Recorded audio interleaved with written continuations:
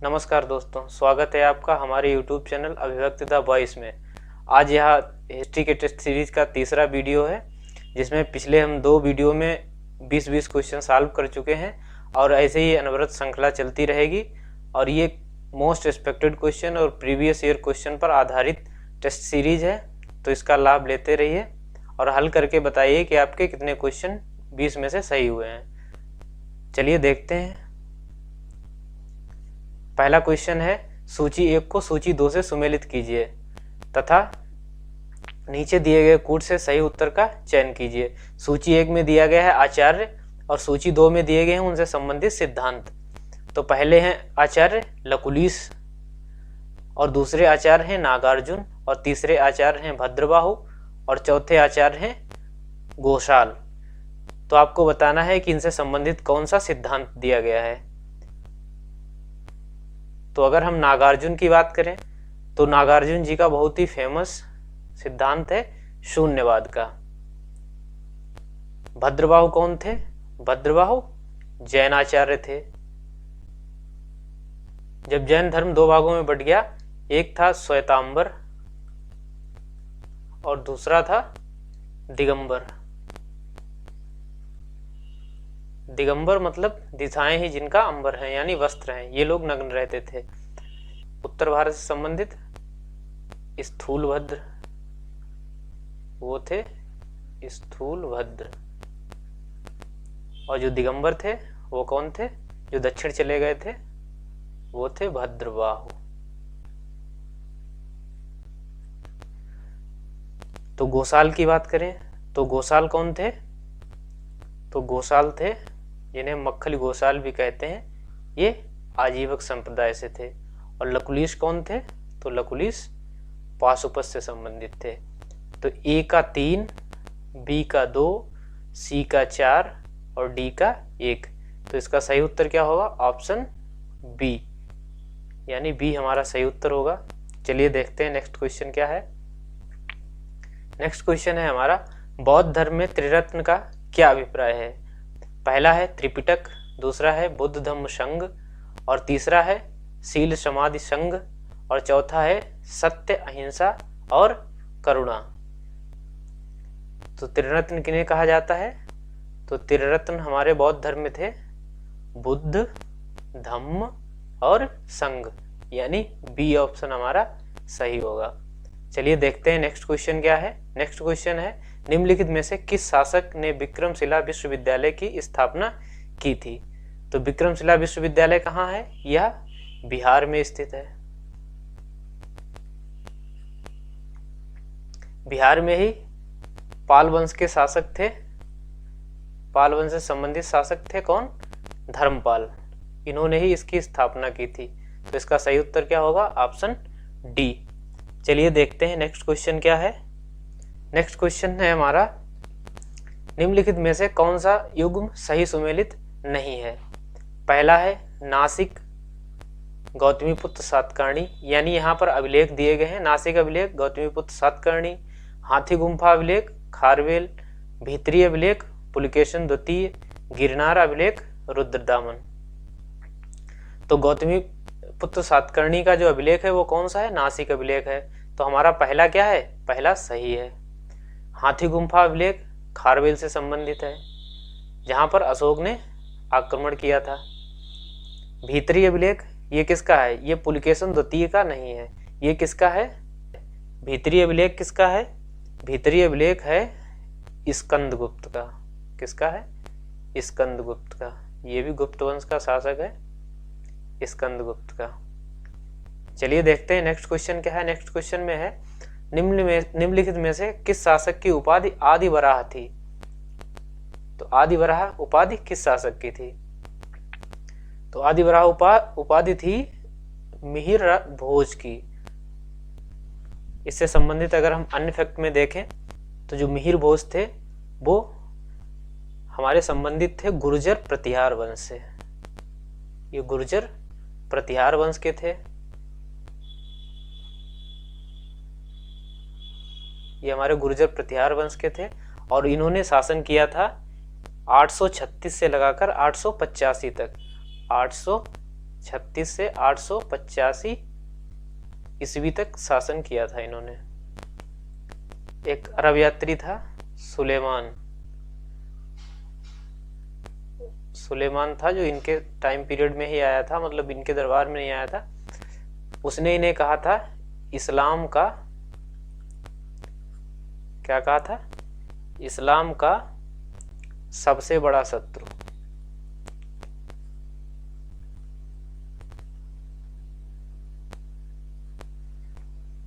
चलिए देखते हैं नेक्स्ट क्वेश्चन क्या है।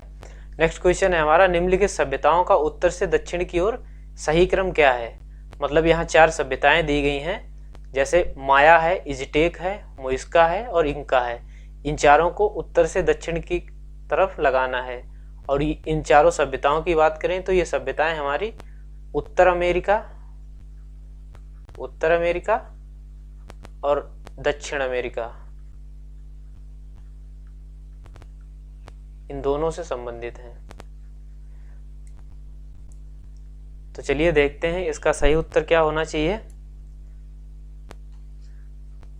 इसका सही उत्तर होगा ऑप्शन डी। इसका सही उत्तर क्या है, ऑप्शन डी, यानी सबसे उत्तर में है इज़टेक, फिर आता है माया और फिर मुइस्का और फिर इंका। ये आरओ 2016 में पूछा जा चुका है।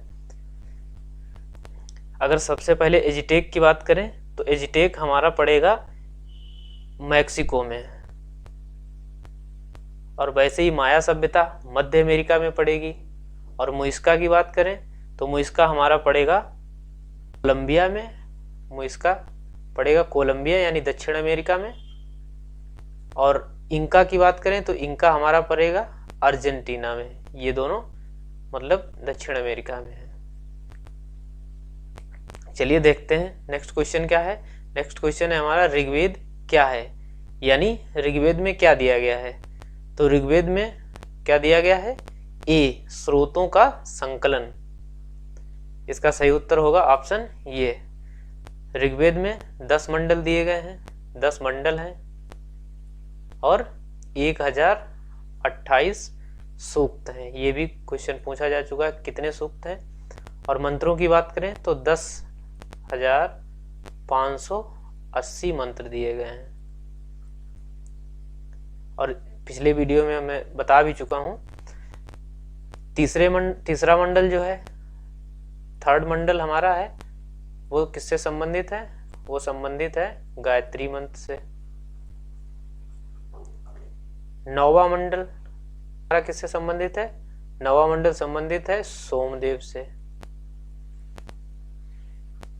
और 10वें मंडल में क्या है, 10वें मंडल में है हमारा 3 सूक्त दिए गए हैं, पुरुष सूक्त, नदी सूक्त। नेक्स्ट क्वेश्चन है हमारा, बुद्ध द्वारा रूपांतरित निम्न व्यक्तियों में से कौन सा अंतिम था। मतलब जब बुद्ध अंतिम समय में किसको उन्होंने रूपांतरित किया था, तो इसका सही उत्तर क्या होगा, ऑप्शन डी यानी सुबुद्ध। सबसे पहला कौन था, तो सबसे पहला इनका दामाद था, क्या नाम था, जमा अली। आनंद कौन था, तो आनंद शिष्य था इनका। नेक्स्ट क्वेश्चन देखते हैं। नेक्स्ट क्वेश्चन क्या है, निम्नलिखित में से किसके लिए एका ब्राह्मण प्रयुक्त हुआ है। मतलब किसकी उपाधि एका ब्राह्मण है।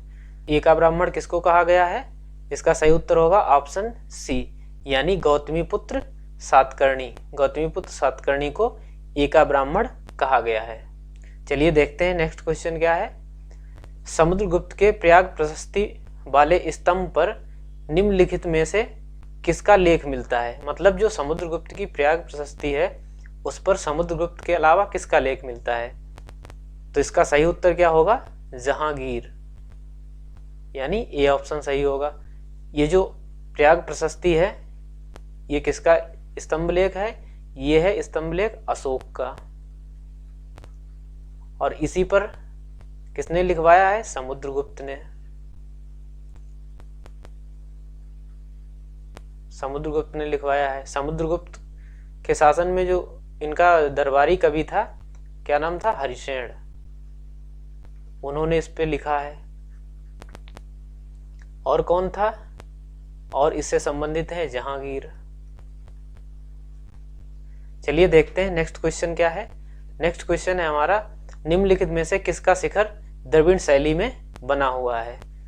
4 मंदिर दिए गए हैं, ये बताना है कि किसका शिखर द्रविड़ शैली में है। भीतरगांव मंदिर, ग्वालियर का तेली मंदिर, कंदरिया महादेव मंदिर और औसिया मंदिर। तो इसका सही उत्तर क्या होगा? ऑप्शन बी, यानी ग्वालियर का तेली मंदिर।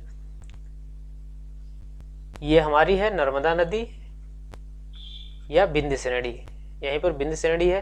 तो इसके दक्षिण में यहाँ कृष्णा नदी तक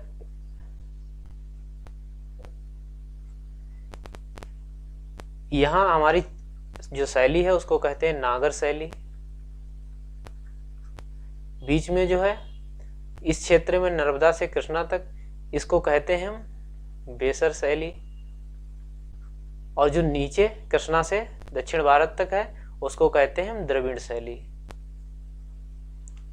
द्रविड़ शैली। और जबकि इसमें जो ऑप्शन दिए गए हैं ये अधिकतम कहाँ है? उत्तर भारत के हैं। और ये ग्वालियर का तेली मंदिर ये भी कहाँ है? मध्य प्रदेश उत्तर भारत में है। लेकिन इसका जो शिखर है वो किसका बना है? द्रविड़ शैली का। तो ये एक तरीके से अपवाद स्वरूप है, तो इसको याद रखिएगा, कई बार क्वेश्चन पूछा जा चुका है। चलिए देखते हैं नेक्स्ट क्वेश्चन क्या है। नेक्स्ट क्वेश्चन है हमारा, निम्नलिखित में से कौन सही सुमेलित नहीं है?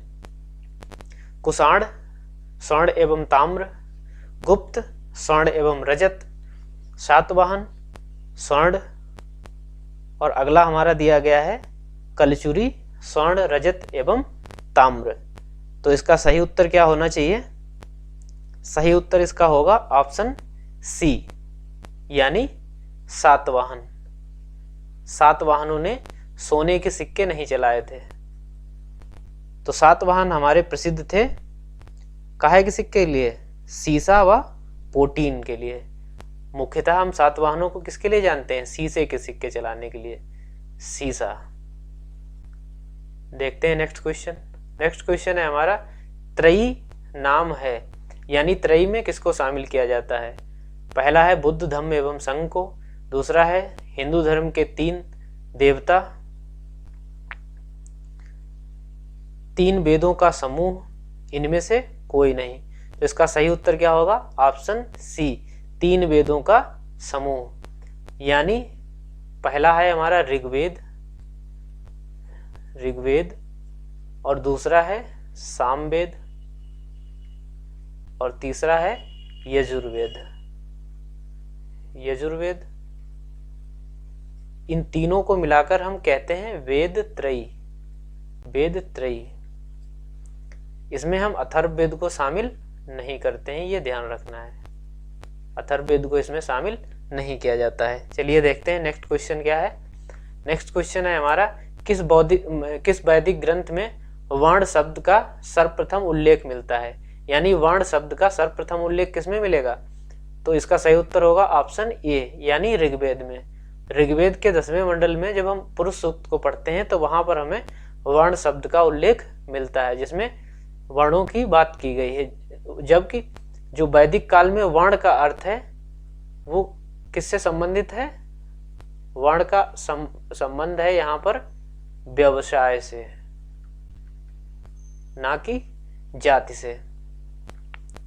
वर्ण का संबंध जाति से कब होता है? गुप्तोत्तर काल में। जाति से संबंधित कब माना जाता है इसको? तो गुप्तोत्तर काल में।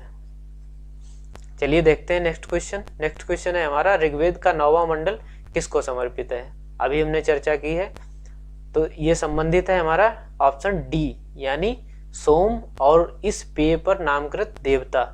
सोम देवता है और सोम रस भी होता है, तो इसीलिए दिया गया है इस पेय पर नामकृत देवता। चलिए देखते हैं नेक्स्ट क्वेश्चन क्या है। नेक्स्ट क्वेश्चन है हमारा, उपनिषद पुस्तकें हैं, यानी जो उपनिषद पुस्तकें हैं वो किस पर आधारित हैं? धर्म पर आधारित हैं, योग पर, विधि पर या दर्शन पर? तो इसका सही उत्तर क्या होगा? ऑप्शन डी, यानी जो उपनिषद पुस्तकें हैं वो दर्शन पर आधारित हैं। चलिए देखते हैं नेक्स्ट क्वेश्चन क्या है। नेक्स्ट क्वेश्चन है, उपनिषद काल के शासक राजा अश्वपति शासक थे, यानी राजा अश्वपति कहाँ के शासक थे? काशी के, कैकेयी के, पांचाल के, विदेह के। तो इसका सही उत्तर होगा ऑप्शन बी, यानी कैकेयी के। चलिए देखते हैं नेक्स्ट क्वेश्चन। नेक्स्ट क्वेश्चन है हमारा, महात्मा बुद्ध का महापरिनिर्वाण कहाँ हुआ था? ये बहुत ही इंपॉर्टेंट क्वेश्चन है, बहुत बार पूछा जा चुका है, तो इसे वीआईपी करके रख लो। पहला है लुम्बिनी में, दूसरा है बोधगया में, तीसरा है कुशीनगर में और चौथा है कपिलवस्तु में। तो इसका सही उत्तर क्या होगा? ऑप्शन सी, यानी कुशीनगर में। चलिए देखते हैं नेक्स्ट क्वेश्चन। नेक्स्ट क्वेश्चन है हमारा, महात्मा बुद्ध ने अपना पहला धर्मचक्र प्रवर्तन किस स्थान पर दिया था? यानी इनका जो पहला उपदेश था वो कहाँ पर दिया था? तो इसका सही उत्तर होगा ऑप्शन बी, यानी सारनाथ में। तो इसको धर्मचक्र प्रवर्तन ही कहा गया है, जो इनका पहला उपदेश था। चलिए देखते हैं नेक्स्ट क्वेश्चन क्या है। तो नेक्स्ट क्वेश्चन है, महात्मा बुद्ध ने सर्वाधिक उपदेश कहाँ दिए थे? तो सर्वाधिक उपदेश कहाँ दिए थे? Option A Sanchi, B Shravasti, C Sarnath और डी वैशाली। तो इन्होंने सर्वाधिक उपदेश कहाँ दिए थे? ऑप्शन बी, यानी श्रावस्ती में। एक क्वेश्चन आप लोगों के लिए है, कमेंट में इसका उत्तर बताएंगे। बुद्ध ने सर्वाधिक वर्षावास कहाँ बिताया था? इसको हमने पहले वीडियो में चर्चा भी की है इसकी, तो इसका आपको कमेंट में बताना है कि बुद्ध ने सर्वाधिक वर्षावास कहाँ बिताया था। ये थे आज के 20 क्वेश्चन। अगर वीडियो अच्छा लगा हो तो लाइक करें, सब्सक्राइब कर लें, ताकि जैसे ही हम अगला वीडियो अपलोड करें वैसे ही आपको नोटिफिकेशन मिल जाए। चलिए मिलते हैं नेक्स्ट वीडियो में, तब तक के लिए नमस्कार।